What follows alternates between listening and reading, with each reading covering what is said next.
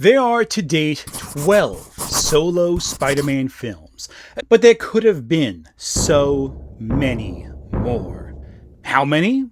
Well, look at the runtime, it's a lot to talk about. Over the last 50 years, there have been multiple attempts to bring Spider-Man to the big screen, and some succeeded, and many more came close. Some could have been good, and others could have been some of the most bizarre, aborted films never made. We're going to spend most of the story in the 80s and 90s, but before that, we start in 1975, our first major attempt to adapt Spider-Man into live action, prior to the successful 70s CBS TV show, and its 3 glorified episode movies. That's right, Peter. I'm you, and you're me, and this is a gun. Simply Shakespearean writing, isn't it? The guy who wrote the first treatment was Steve Krantz, who helped produce the first successful adaptation of Spider-Man, the animated series. That man's an imposter! That man is the imposter! There can't be 2 Spider-Men. Let's take them both in! Krantz famously had left animation after infamously refusing to pay Ralph Bakshi for his work on Fritz the Cat and Heavy Traffic. Suffice it to say, Krantz was kind of a sleazy guy. But Jesus Christ, was his Spider-Man pitch bonkers. Krantz's pitch would shift over time. The first pitch was to create a musical. Yes, a Spider-Man musical long before Broadway had a turn at it. Now, if this sounds crazy, don't forget, in 1966, while the original Spider-Man cartoon was airing, It's a Bird, It's a Plane, It's Superman debuted. A musical starring, well, Superman. Hi there, America and friendly nations everywhere. Glad we could get together. No, this is totally true. Here's shots from it. I think that this idea might have inspired Krantz somewhat because the musical was successful at its time. Unfortunately, the low-budget, humble musical did not encourage the eventual live-action musical for Spider-Man to adopt caution when using all the special effects bullshit. Okay, this idea didn't work though. No one really went for this full-blown musical, especially after the 60s, where the giant musical fad kind of died away in favor of New Hollywood. But Krantz shifted gears. He didn't give up, he just changed his idea to a more straightforward action fantasy movie. Okay, but the ideas are kind of unclear as to what he wanted. There's no script, just a pitch. Krantz wanted to adapt the night Gwen Stacy died in the very first film for Spider-Man. I feel like I gotta build up to that one, but okay, he wanted to start off with that. Wild choice, but sure. But then again, elements of that story also end up in Raimi's first Spider-Man film with the bridge and Goblin and all that, so I guess that's not super unreasonable. Only Krantz wanted to expand the story by adding in Spider-Man fighting neo-Nazis. Yeah, neo-Nazis. Not a Captain America story, a Spider-Man story. And then he'd fight a giant robot. I think some people think it was 100 feet tall, but it could have been even bigger. Big kaiju fight with Spider-Man, because those were such essential parts of the night when Gwen Stacy died. You know, who else remembers the Nazi scene? The film didn't get made, and the rights lapsed, ultimately, resulting in the far less ambitious CBS show to get made. No giant robots there, just poor special effects.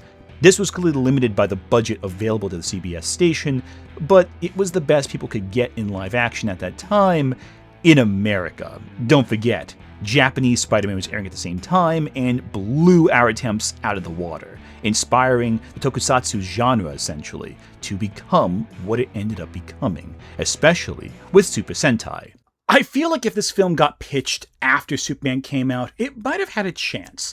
Might have. I don't know if it would have turned out to be good, but it certainly wouldn't be as dull as the show that was eventually made on CBS, nor its trilogy of films, which are so forgettable. I bet you didn't even know these movies were made in the 70s. They're just that bad. Like, people joke that The Mandalorian Grogu felt like a TV episode. These actually feel like a TV episode. They're bad. Our story takes a pause right here. CBS ran the Spider-Man show and had their 3 movies, but CBS was afraid of becoming known as the superhero station, seeing it as something of a downgrade for them, so they canceled much of their programming. From there, we have Stan Lee to thank for any momentum happening.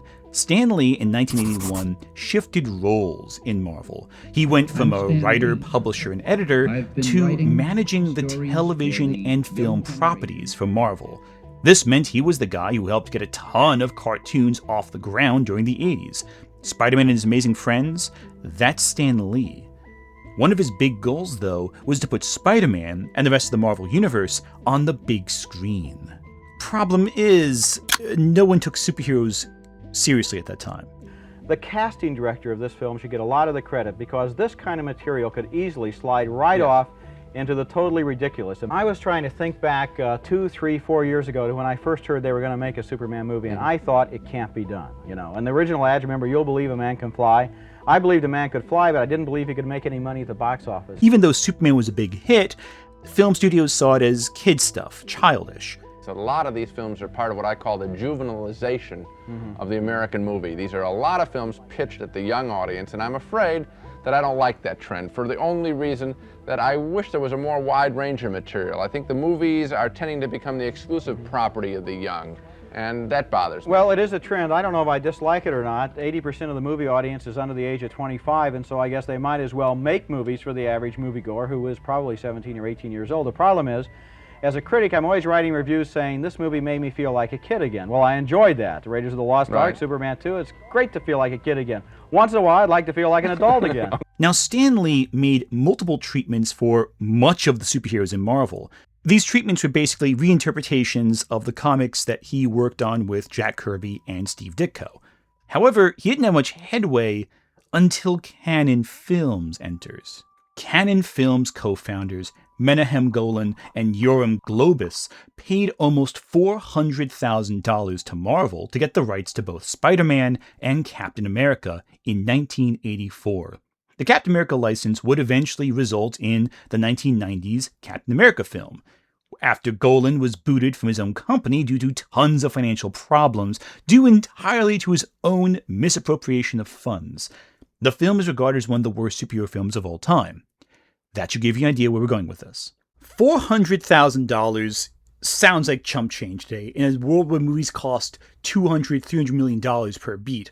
But you gotta remember, this is both after the 70s CBS show, the Electric Company Spider-Man, the Japanese Spider-Man. Marvel was not producing high-budget projects at this time. Add to that, as I said before, superhero films were seen as trashy at the time. Just before the deal was signed with Cannon, Superman 3 came out and disappointed with Warner Brothers, which is why Cannon got the film rights to Superman 4 shortly after. Superman 3 doesn't have the human touch of the first two movies. Doesn't have the interest in what a person would be like if he were invincible or nearly invincible. And Superman 3, well, it's well made, it's entertaining, but it's got too many stunts and it's just not quite special. I like it even less than you did. It does something I didn't think a Superman movie could ever do for me, and that is bore me. What else was there at the time? Supergirl, Swamp Thing, that made-for-TV Captain America film with the Doctor Strange TV film. The only real success superheroes had at this moment was the Incredible Hulk show. The show's heyday was in the 70s, but by the 80s, there were multiple made-for-TV movies that came out, which introduced audiences to Thor, Daredevil, and the Kingpin. These became pop culture icons outside the comics. Yeah, bizarre, right? The Kingpin's first appearance in live action? It's in the Hulk show. The market didn't boom until Tim Burton's Batman, but Stan Lee knew a big movie for their most popular character would do great for business. That, of course, was Spider-Man. In the 80s, Cannon Films desperately tried to get a Spider-Man film made. Cannon, as many fans of sleazy 80s cinema might know, made B-movies, cheap, low-budget films that sometimes became highly successful, but most often flopped and became more successful on the video market. The studio was famous for doing whatever it took to save a buck on production, which, when making Death Wish sequels or Electric Boogaloo 2 whatever, that worked. But fantasy and sci-fi always posed a problem because they're expensive. The two big film adaptations they worked on that modern fans might know about are the Masters of the Universe adaptation with Dolph Lundgren and Frank Langella, as well as Superman 4. Keep these in mind, they will come up later, I promise you. These are relevant to the Spider-Man story, somehow. Arguably, Superman 4 is the worst Superman film ever made, famous for reusing the same few shots of Superman flying over and over again. I'm not gonna lie, it's kind of funny for a bad movie night, but whatever. Master of the Universe is less bad, but it's not good either. Canon had very few hits at the time, and were depending on Spider-Man to earn them a lot of cash, especially after Superman 4 and Master of the Universe failed to earn enough cash. Again, we'll get to that. Bloodsport kind of staved off the company from folding for a time, but Bloodsport's not relevant to the story, so just keep that in mind. Suffice to say, the studio depended on Spider-Man to be a hit. In many ways, losing Spider-Man can be what destroyed canon films. So why didn't they make Spider-Man? Why did none of these adaptations work out? Comic icon Jim Shooter wrote an early treatment for canon films that the studio ignored completely, but they shouldn't have. You would think the guy responsible for Secret Wars and a ton of Avengers comics, as well as writing Spider-Man comics specifically, would be kind of a shoo-in for the Spider-Man movie scripting process, but yeah, what can you do? Titled Spider-Man Operation Z, the outline focused on Peter Parker, now a college student, who has to take care of his Aunt May. To pay for the bills, he takes photos of himself as Spider-Man. Yeah, so it starts off like the comics, like some random issue you'd pick up at the newsstand. He's a hero, doing his usual thing. In a move that Tim Burton would also draw from years later, we don't learn Peter's origin until roughly halfway through the story. I like this. It kind of builds a sense of mystery, but also gets to the action directly. A lot of origin films, they kind of stumble over having all the building blocks in place. This film, no. Here's Spider-Man, he's doing his thing, let's move on. It's refreshing, especially compared to the Superman movie, which spent half of its runtime establishing who Superman is. This film doesn't waste any time. Again, like Tim Burton's Batman. The villain of Operation Z is the Kingpin, whose crimes are interrupted by Peter's meddling, though not significantly. Now, you would think Kingpin would send some famous Spider-Man villain to hunt Spider-Man. Well, he sends a villain, certainly, to stop Spider-Man from interfering with his plans, but unlike Into the Spider-Verse, where Kingpin has the Green Goblin, Doc Ock, Tombstone, Scorpion, or, the Prowler, Kingpin sends Bullseye. Yeah, Bullseye to fight Peter Parker. Which is interesting. Kingpin and Bullseye are most known for being Daredevil villains, sure. Yeah, Kingpin is a Spider-Man villain also, but the combination of Kingpin and Bullseye is very distinct and reminiscent. Those are the two villains that were in the live-action Daredevil film from the early 2000s with Ben Affleck, for example. To date, Kingpin and Spider-Man have never appeared together in live action. Animation, different story. But live action, no. And yes, this treatment also includes Vanessa, which is wild that in this treatment there's so much iconic Marvel lore so early and so organically woven into the plot. But that being said, there are some oddities. For example, neither Mary Jane or Gwen Stacy show up. Get used to this, they're not going to show up for a while. Instead, the love interest is a lady named Lynn, an OC, who proposes to Peter halfway through. Lynn also pressures Peter to use his powers to be a sports star, to capitalize on his abilities, resulting in a Teen Wolf-esque scene where Peter shoots hoops in a basketball court. Kind of like the first Amazing Spider-Man, only professional basketball. This will be a reoccurring thing in most of these scripts. I blame Teen Wolf for this. Kingpin kidnaps Aunt May and Lynn, resulting in a final confrontation as Kingpin pulls off a Dr. Evil-esque plan to hold the world at ransom unless they give him $1 billion or whatever. Also, Bullseye double-crosses Kingpin, and Kingpin kills Bullseye. That's a fun little bit. In a lot of ways, Operation Z feels like a James Bond film in that it's a safe but fun type of movie. I think it feels also a little bit like Superman, only a bit grittier and more grounded, I think. Unlike the musical pitch, I can realistically see this film getting made and maybe even being good. I kind of wish it did get made.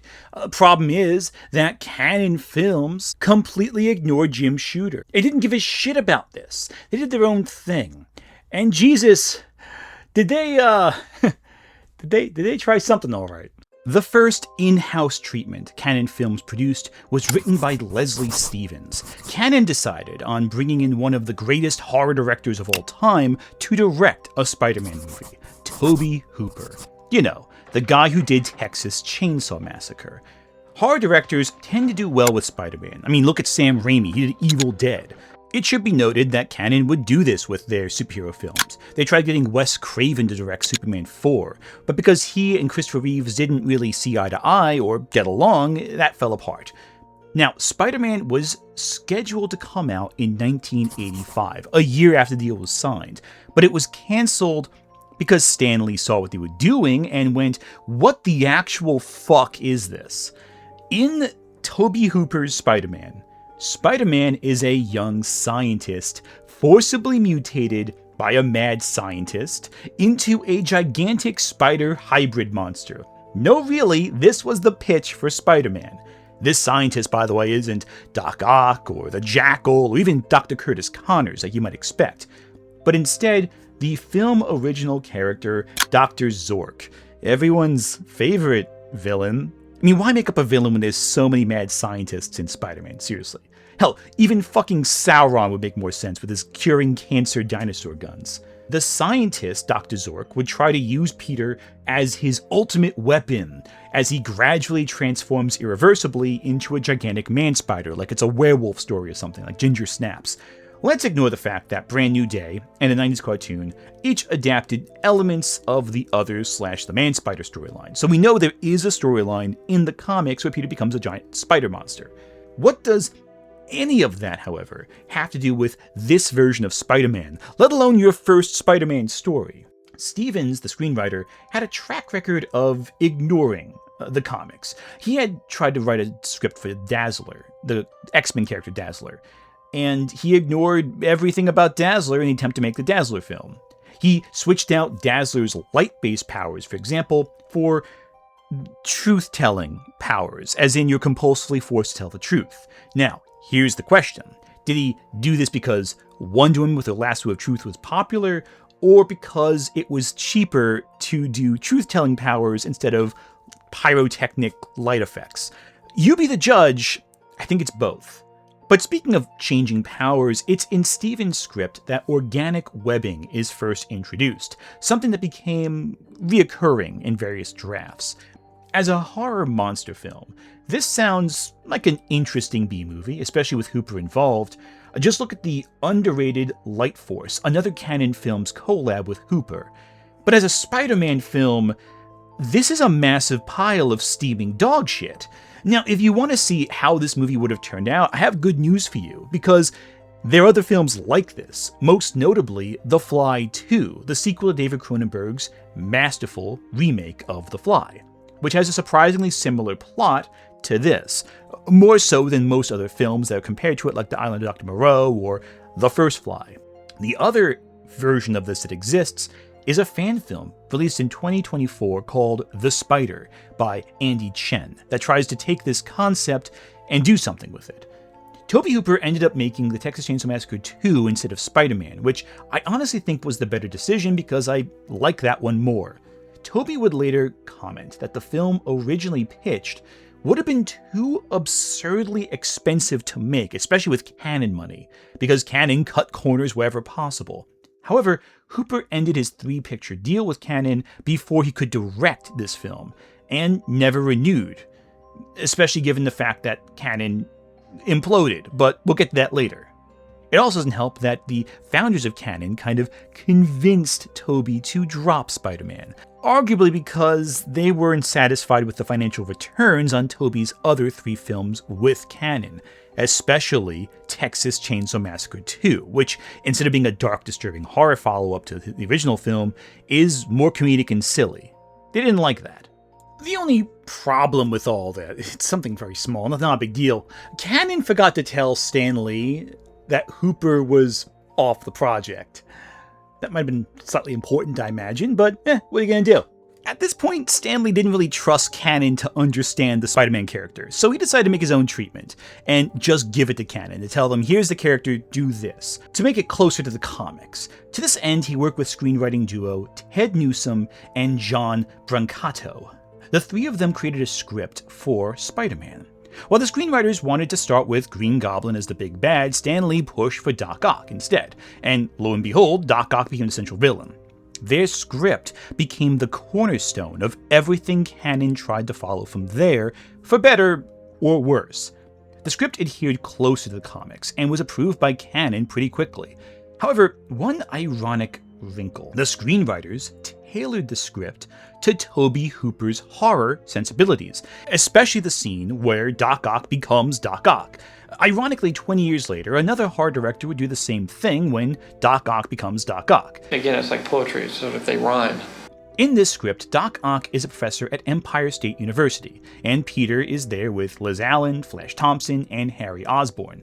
This is the first time any of these characters appeared in any of these treatments, which is kind of shocking, considering how central all these people are to what become the Raimi and Tom Holland films. Peter has a job as a photographer before becoming Spider-Man. He worked with JJ before being Spider-Man, and he lives with his Aunt May and Uncle Ben in a poor neighborhood of Queens. This basically just aged up Spider-Man, but kept the core elements of his origin in place. This is proof that you don't have to set a story in high school for Spider-Man for it to be a Spider-Man story. Now, in this treatment, they tie Peter Parker and Doc Ock's origins together, which again feels aligned with what Tim Burton did years later. Kind of. Also, much like Spider-Man 2 and Insomniac Spider-Man, they try to make Doc Ock reasonable, though I argue this version of Doc Ock is not as sympathetic as those two. He's still a villain, and he's still a bad guy, but you kind of get what he's doing. It's a bit like the Spider-Man 2 plot for Doc Ock, only more overtly villainous. Doc Ock is experimenting on these elements of the foundational components of reality, but his experiments are shut down by a combination of characters who would be played by Christopher Lee and Peter Cushing. I kind of wish this got made for that reason alone. Now, he decides to experiment anyway, and he causes a massive explosion. Ock's tentacles are fused to his body, and it mutates a spider in the area that eventually bites Peter when he goes off to take photos of the accident for Jameson. And from there, Peter discovers his powers in the same way that he does in the Raimi films and Amazing Fantasy 15, quite frankly.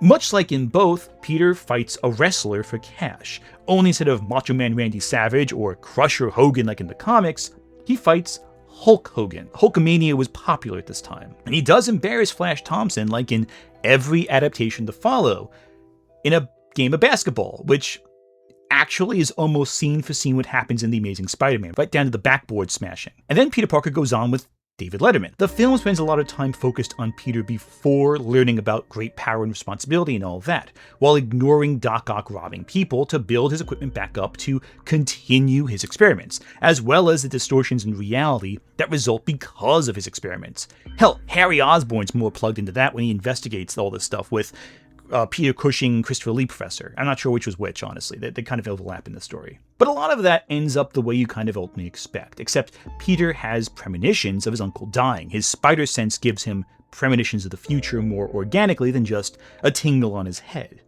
He doesn't act fast enough, however. Now, in reading the script, I was half afraid they'd have Doc Ock kill Uncle Ben, because I've been comparing it to Batman already, and they did that with Joker in Batman, but they don't. It's just some robbers, so it's all good. Same thing as Amazing Fantasy 15. Uncle Ben is still dead, but it fits. It's the same standards and ideas that the original comic presented, so it plays out very similar to the Raimi film. Ock's experiments also caused reality warping across the city, and Doc Ock plans on finishing his experiments, again, much like Spider-Man 2. There's also magnetism, much like Spider-Man 2. So it's all very familiar territory. The one common element in this is the extreme poverty of New York City. A lot of things are run down, it's gritty, it's gross, but eventually things get brighter as Peter Parker helps everyone and inspires hope. Cannon switched out Hooper, though, early on with Joe Zito, another horror director and Cannon favorite. Zito had directed Friday the 13th, The Final Chapter, which I believe is the second best in the series behind Part 6. I do think it's a massive downgrade to switch out Hooper with Zito, but I think Zito got the project better. And he was more experienced with action films as well, which is probably better suited for this kind of movie. And it's after this that Cannon pushed for the movie, making merch, a trailer that played in theaters, everything. This movie was going places. And yes, much like Shooter's treatment, the script is entirely online. Zito's focus was to make this movie a coming-of-age narrative about Peter Not just becoming a hero, but becoming a man with responsibility and great power. The studio, though, wanted a villain-centric story about the fight with Doc Ock, because they specialized in ninja fighting movies and horror films. But Zito wanted to make a slightly more surreal film, in some ways similar to what we'd done a few years later with Dick Tracy. Ambitious, but would it pay off? Who knows? Zito was immensely involved in figuring out how to capture fights that traveled up the wall, sometimes drawing from sets similar to the spinning room from Nightmare on Elm Street, the one where Tina gets killed. Tom Cruise was considered for Peter, while Bob Hoskins was considered for Doc Ock. But that's considered. There was no interviews, it wasn't like they were in any advanced talks, it was just a consideration.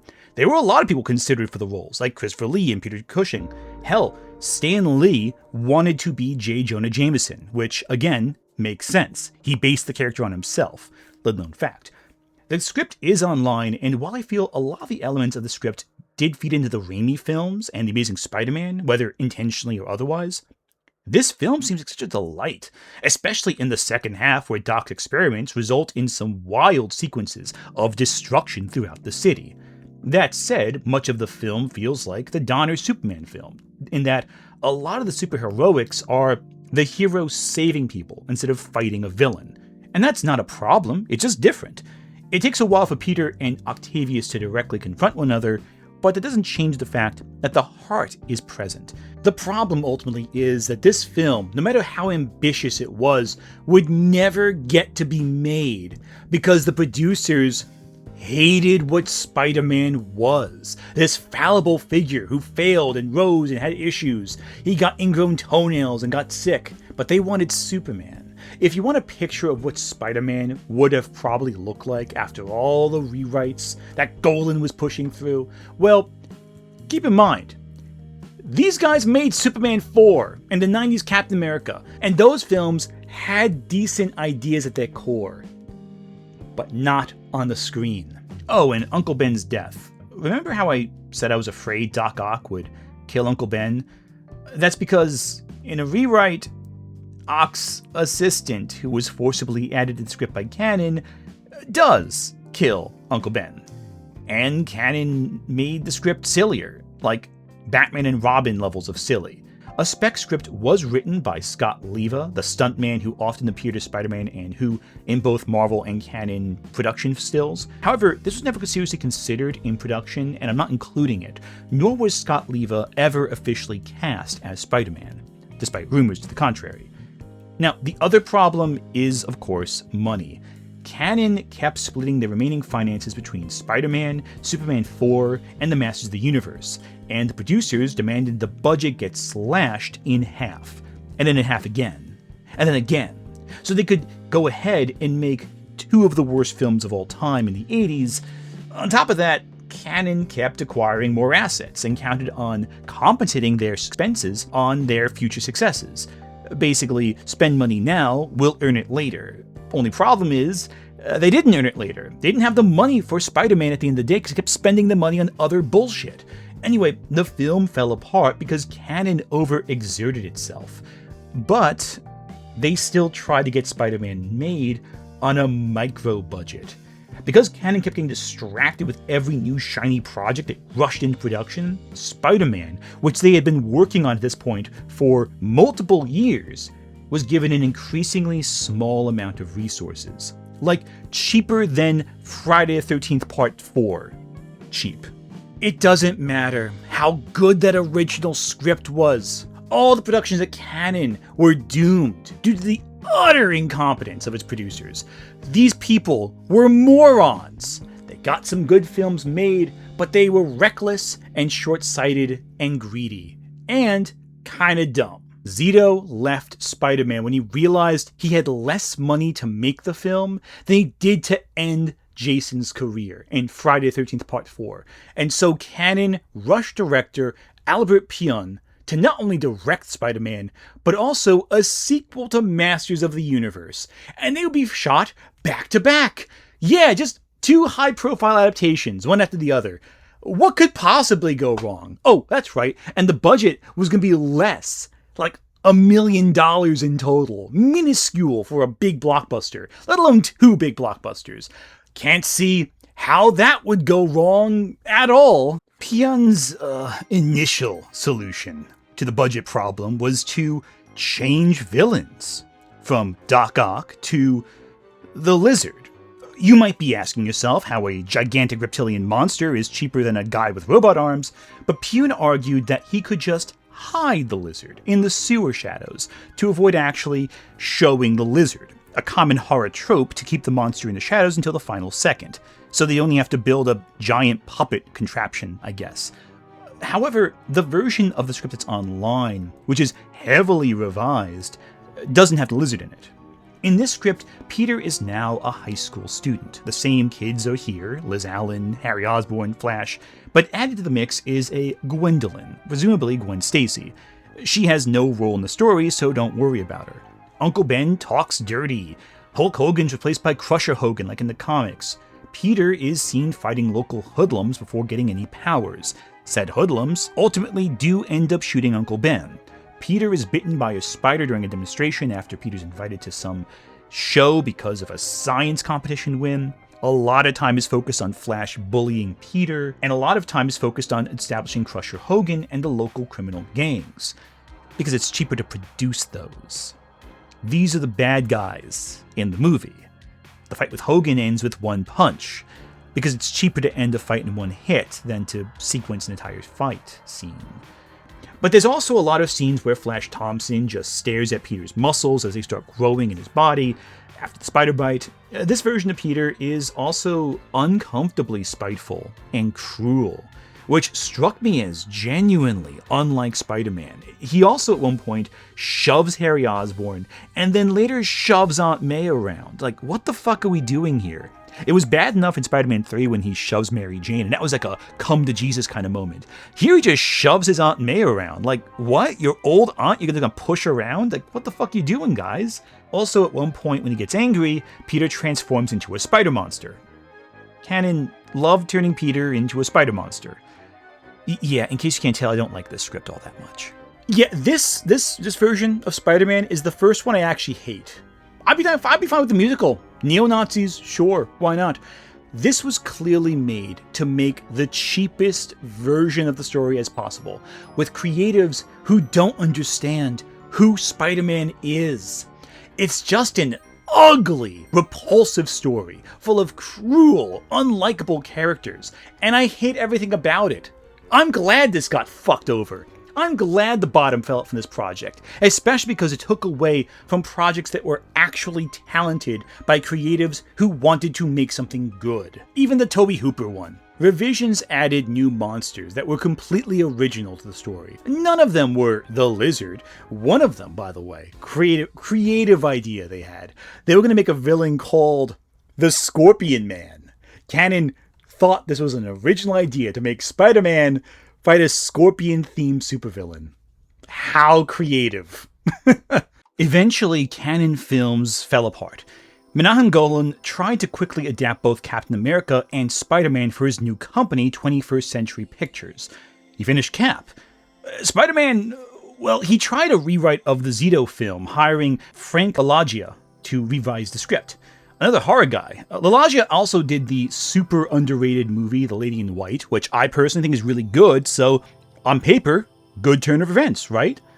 Well, LaLoggia kept Doc Ock's henchman killing Uncle Ben from a previous draft, with Ock making a weapon for the mob. He made Ock more into a standard criminal than a mad scientist. Again, Peter and Ock are transformed by the same accident as Ock, but Ock decides to take over the mob, which is interesting.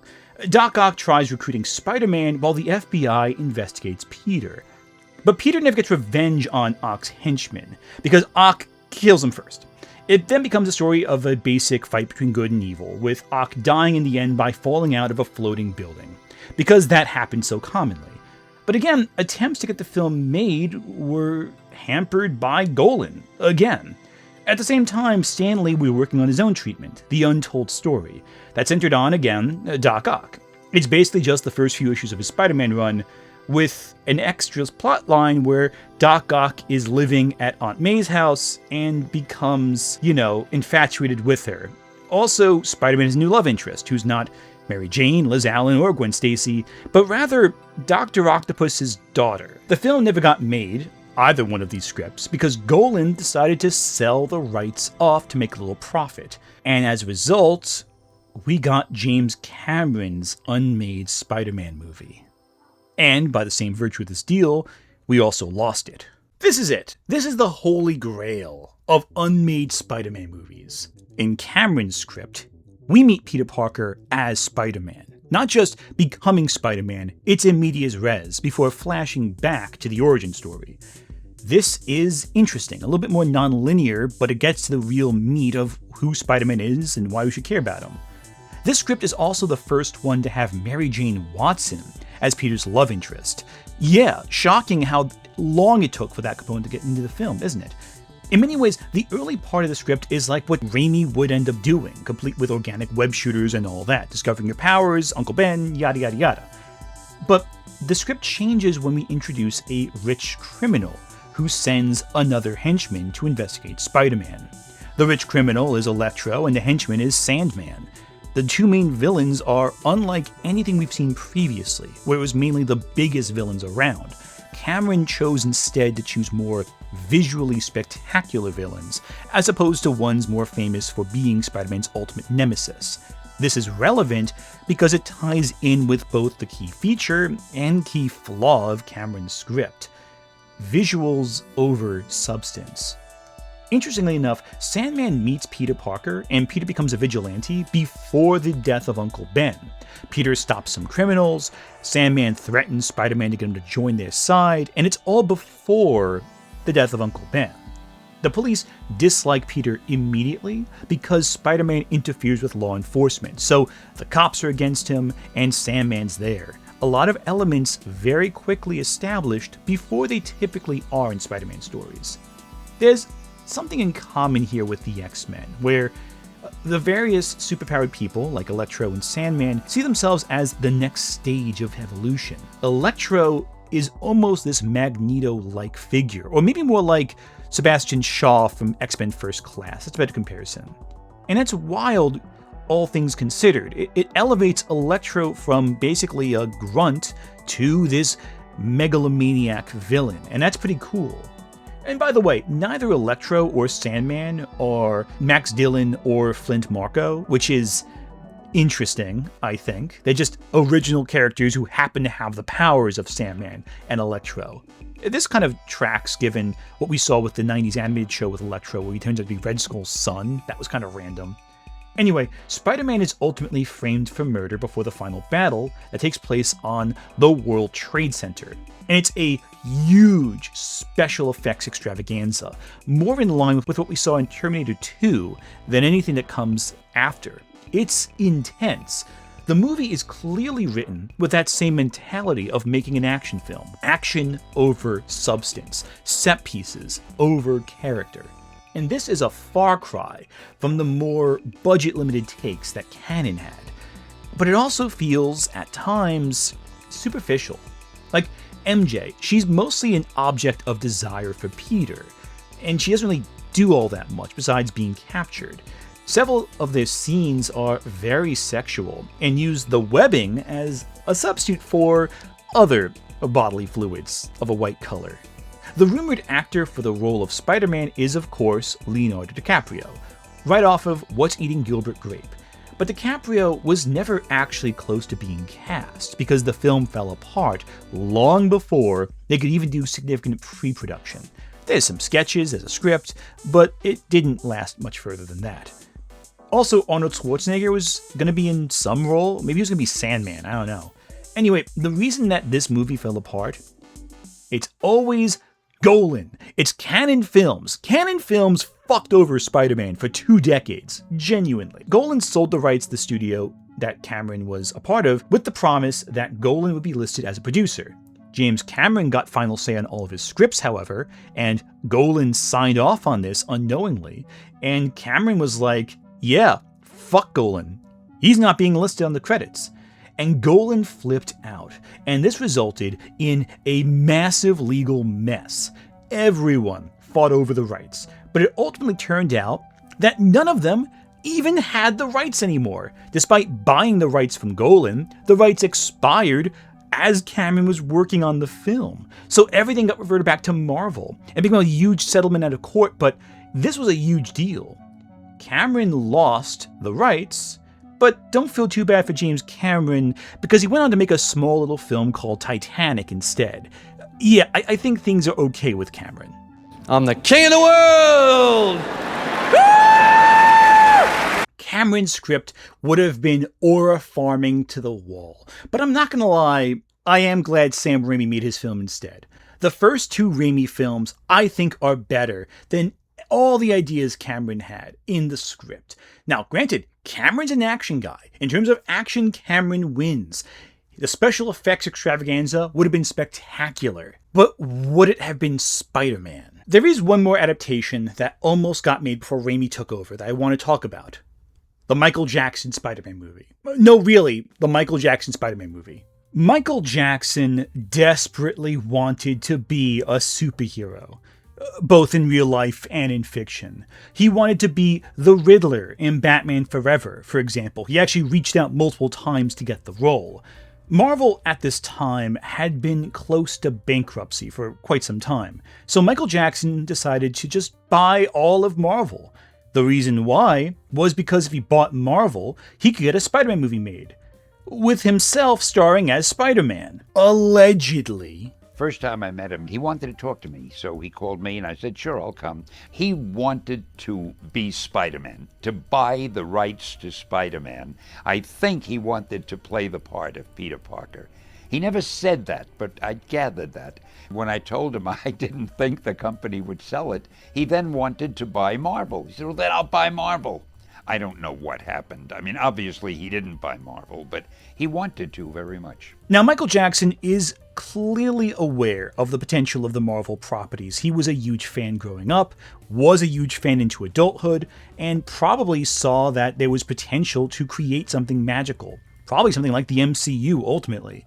But above all else, he wanted to be Spider-Man. This happened, however, at the same time as the James Cameron controversy. So while James Cameron and the remainders of canon films were suing each other over the rights, Michael Jackson was trying to just buy Marvel outright.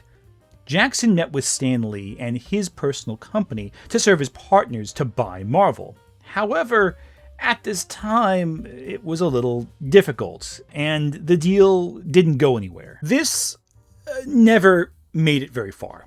After the allegations against Jackson came forward, Marvel wasn't gonna fucking make a deal with this guy. And by the way, none of these proceedings had any impact on the legal problems that killed James Cameron's Spider-Man film and ultimately culminated in Raimi getting the rights to Spider-Man. Oh, but there was another Spider-Man movie almost made with New Line Cinema. David Goyer, just before scripting Blade and long before working with Christopher Nolan on Batman Begins, did a script for a Venom movie without Spider-Man. Yeah, that was always in the cards at some point. This movie would have dropped in 1997. The rumor was that Dolph Lundgren was going to star as Venom, but that wasn't confirmed. The problem is, New Line Cinema owned the rights to Venom, but not the rights to Spider-Man, because they were all locked up elsewhere. The David Goyer script focused on Eddie Brock and Cletus Cassidy growing up in an orphanage together, with Eddie growing up to be a journalist following Cassidy's crimes, who was then used as bait to lure Cassidy into an arrest. The other, a symbiote, travels to Earth to escape crimson alien symbiotes known as Blood Hunters. This symbiote merges with Eddie, becoming Venom. The early script focuses mainly on Venom first getting revenge on the various people who hurt him in life, like his boss. Mind you, in this version, Eddie isn't really fired for bad journalism like he is in the comics, but just kind of fired for being a pain in the ass. A blood hunter arrives on Earth after the other and merges with Cassidy during his public execution, thus creating Carnage. Now, interestingly enough, this script also has Dr. Kafka, who's one of the Ravenloft psychiatrists, and Cassidy's personal attendant. Dr. Kafka is drawn into the mix not by Venom or Carnage really, but by the Vault. The Vault here isn't a prison for supervillains, but rather an X-Files-esque investigative service who has been studying symbiotes and knows their weaknesses. This means that the human villains can hurt Venom. Their goal is to use symbiotes to create a synthetic weapon for the government, kind of like what happened in the comics with the symbiotes. Cassidy ends up hijacking a TV station to spread chaos and creates a cult worshipping him, kind of like in Maximum Carnage. In the third act, Venom is separated from his symbiote and imprisoned by the Vault, the lowest moment of the story. The symbiote ends up merging with Kafka to become She-Venom, and helps break Eddie out before, becoming Venom again. The script honestly has a lot of similarities to the Venom trilogy we did end up getting, with one key difference. Carnage is actually scary. I know, quite difficult to do. Before you say this film could not be made, don't forget, at the time, New Line Cinema had just put out The Mask, and they were currently working on The Lord of the Rings. This could have been really damn good, potentially mixing practical and special effects for some incredible results. Or it could have been really cheesy. I don't know. Either way, it would have been a bloody good time. The reason why this script never got made, well, is because of Sony. The deal again with James Cameron. Marvel got all their rights back and then sold it to Sony, including the rights to Venom. New Line Cinema could not make the film on time. Now, interestingly enough, New Line Cinema had also worked on Blade, which with David Goyer as well, which at the end was originally going to end with Morbius showing up, teasing a confrontation between Blade and Morbius. But again, the Sony rights issue made sure that couldn't happen either. Which makes me wonder, why do you buy the rights to Spidey villains but not Spider-Man himself? I don't get it. But yeah, now we got the Raimi films, and the 2 failed follow-ups to Spider-Man 3. Yeah, 2 follow-ups. Because there's 2. After Spider-Man 3, 2 movies were planned. Spider-Man 4, and a Venom spin-off, both produced by Avi Arad. I felt a great disturbance in the Force. Jacob Estes was the guy brought in to develop the script. Now, Estes wasn't a comic book reader, but he loved the Raimi films, and this was going to be in continuity with said films. A hard R spin-off, one of the first major R-rated superhero films after Blade. What stagnated the film was the writer's strike. The film would have focused on Venom after Spider-Man 3 regenerating, where Eddie and Venom go on a road trip across America. To avoid getting arrested for everything that happened in New York City, Eddie poses as Venom's biographer, going to San Francisco, while some new love interest is ghostwriting the actual thing, apparently. He goes around killing criminals, but his ease with murdering becomes a problem, ethically. Also, there's Cletus Cassidy. He bites Venom at one point, takes him his symbiote, and becomes Carnage. Just like in the Venom movies. All of this culminates in a frankly bombastic fight at the 4th of July over the Golden Gate Bridge that ends in Venom and Carnage merging into one entity and then depositing themselves at the bottom of the ocean.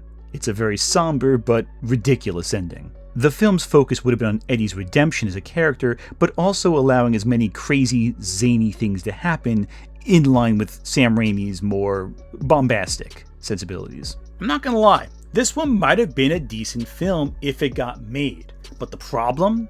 It's R-rated. That basically killed the project in an era where all superhero films were PG-13, even The Dark Knight. Ultimately, it got reworked and reworked, but it didn't get reworked fast enough because Spider-Man 4 fell apart. As almost every Spidey fan knows, Sam Raimi was working up on a follow-up to Spider-Man 3 that was ultimately cancelled and replaced by Andrew Garfield's The Amazing Spider-Man. We know basically everything about the film already. Even the video game adaptation has leaked in its incomplete form at this point.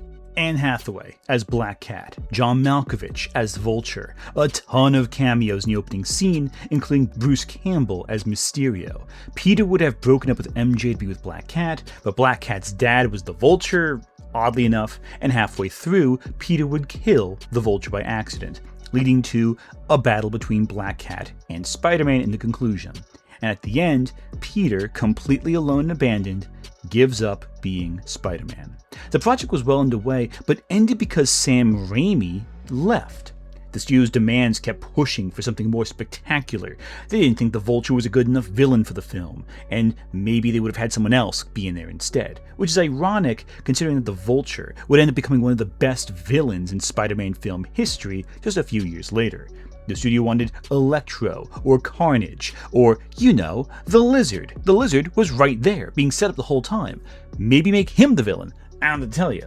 Also, the Vulture ends up buying the Bugle, which is interesting. I'm not sure what that really adds to the film, but sure, why not? When Sam Raimi left the project, everything crumbled apart. You lost your stars, you lost everything.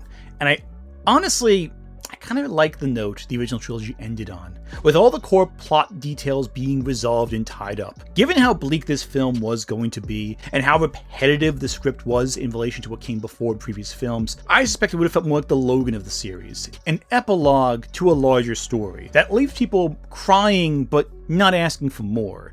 Even though there wasn't an idea that they might make a fifth Spider-Man film, I don't think people would want another one after this one. It does seem a little bleak. The problem is, we saw all these plots already. Black Cat is basically Harry Osborn, getting revenge for her father dying because of Spider-Man. The ending is just like what happened in Spider-Man 2, where Peter Parker gives up. MJ breaking up with Peter, well, that happened last film. So everything was recycled concepts that we had seen previously. And look, I kind of like Peter's ultimate fate as a loose mentor to other Spider guys that we see in No Way Home. I kind of like that. I don't want to see him give up again. We just saw that a couple films previously. To date, we have never gotten Black Cat fully on screen. The Amazing Spider-Man 2 doesn't count.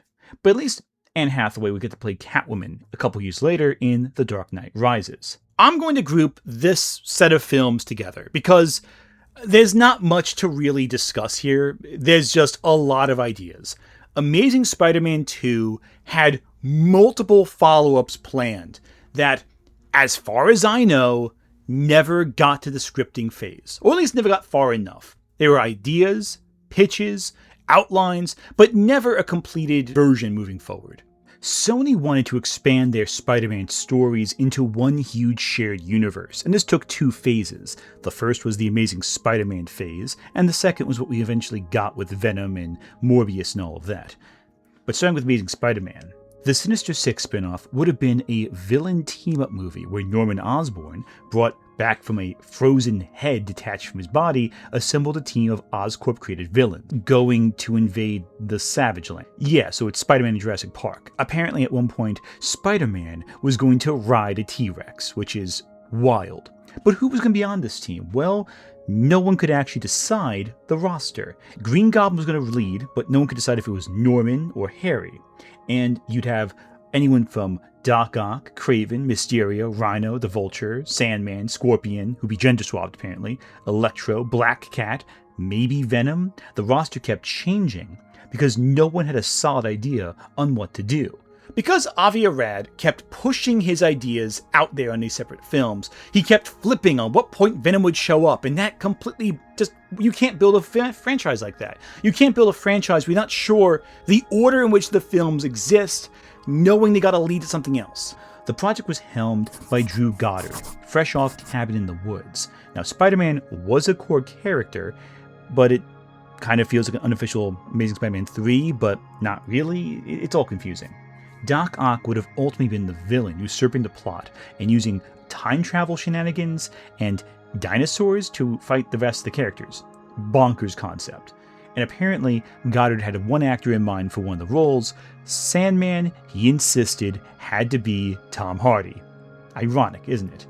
But this blurred together with the third Amazing Spider-Man film and the Venom spin-off, because one idea was to use this Sinister Six film to bring the symbiote to Eddie, which would end up spinning off to another film, but then that didn't happen because apparently Amazing Spider-Man 3 would feature resurrection using symbiotes. There was going to be a resurrected Norman Osborn, and they're going to bring Gwen Stacy back as Carnage, which is a choice. But then the Venom spinoff would have Venom fight Carnage, but Carnage is Gwen Stacy? What? And Peter was going to have the costume at one point, the black costume, but what? Also at one point, there was going to be an Aunt May spinoff and a Spider-Man 2099 spinoff. And then there was one idea was going to be a film between the first two Amazing Spider-Man movies with Kraven the Hunter and Norman Osborn as Green Goblin, so they could bring Gwen Stacy back as played by Emma Stone. And if all of this sounds like a clusterfuck, it is a clusterfuck. Good for picking up on that detail. All of this crumbled because Sony got hacked. And that hack exposed just how chaotic and disorganized all of this planning was. None of these ideas are material concepts. On top of that, Andrew Garfield was completely done with Sony at this point. He was pissed off that The Amazing Spider-Man 2 got screwed over by Sony execs meddling with the script. Great script, screwed over by the executives. What a concept in this story. You should pick up on the fact that most of these films that are bad because people with no creative bones in their bodies think they're a storyteller. How great is that? After the complete absurdity of everything and the Sony hack, Sony decided to license Spider-Man out to Marvel Studios to make, and thus we got the MCU Tom Holland Spider-Man movies. But Sony still wanted to make their own films associated with Spider-Man on their own terms, and did so. Silver and Black was developed alongside the Venom trilogy as a companion to those films. It would have focused on Black Cat and Silver Sable teaming up to go on a heist. Given the general quality of Sony's spin-off movies, I don't think anyone cares this one fell through. The script was constantly being reworked due to executive meddling. I know, familiar concept at this point, isn't it? And the uncertainty of Tom Holland's Spider-Man. Could he show up? Would he show up? Turns out Marvel just would let you do that, but they didn't for some reason. Potential villains that were rumored included everyone from Chameleon to Tombstone to Tarantula. Even Scorpion was briefly referenced, which ironically means that most of Brand New Day's villains would have shown up in this film.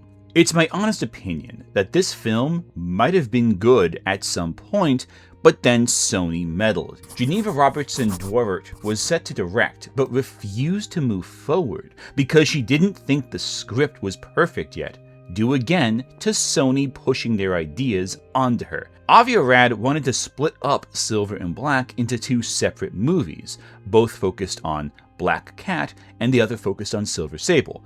This never got made.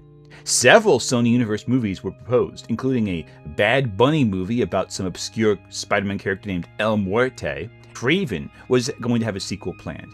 Problem is that these spin-off films, aside from the Venom trilogy, were widely hated and failed at the box office. Sony had the potential to do something really creative and repeatedly fucked it up. Earlier scripts they rejected, like the Raimi vs. Venom or the Sinister Six movie, they had the villains be villains. And Spider-Man played a role in the story to some capacity, whether he was a mentioned character or present. Why they made Morbius or Kraven heroes, or chose a Madam Web film over a Black Cat film is baffling to me, let alone casting Sydney Sweeney in your Madam Web film. Look, it's easy to criticize the MCU now because it's the dominant Marvel brand, because it has had so many public mistakes in the last couple of years. But Avi Arad's films ultimately were successful in spite of Arad, not because of him.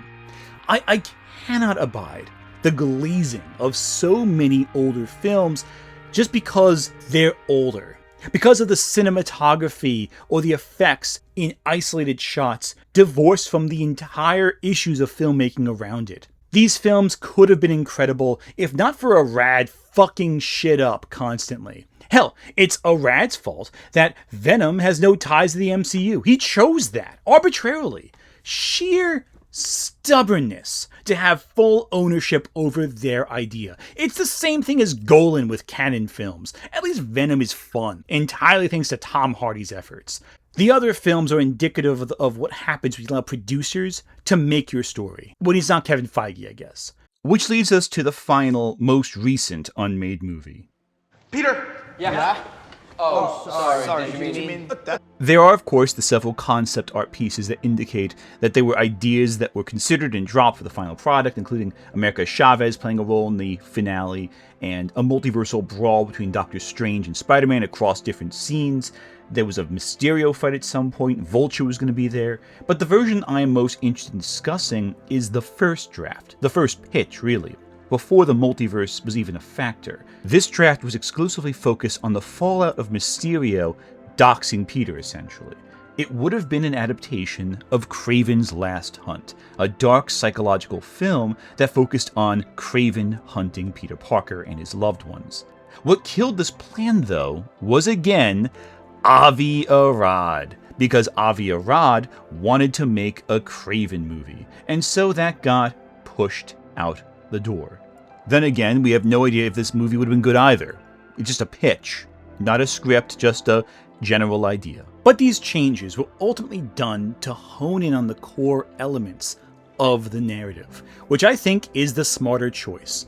Too many Spider-Man films fell apart for being too overstuffed, by being too much, or by stretching a concept that's small into something long. You gotta work with what you got, and find a script that best suits the limitations of your project.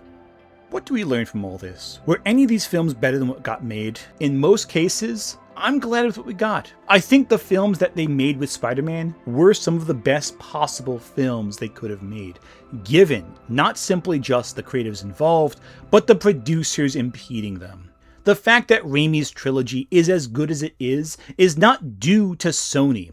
It's in spite of Sony. The reason why we didn't get a Spider-Man film in the 80s is purely because executives do not understand what a good story is, unless they're immensely talented, which most of these guys are not.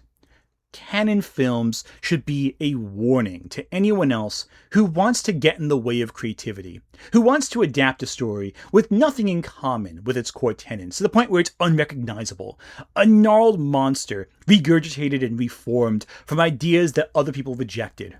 In the future of Spider-Man, I hope you consider what we almost got and be grateful we got what we have now.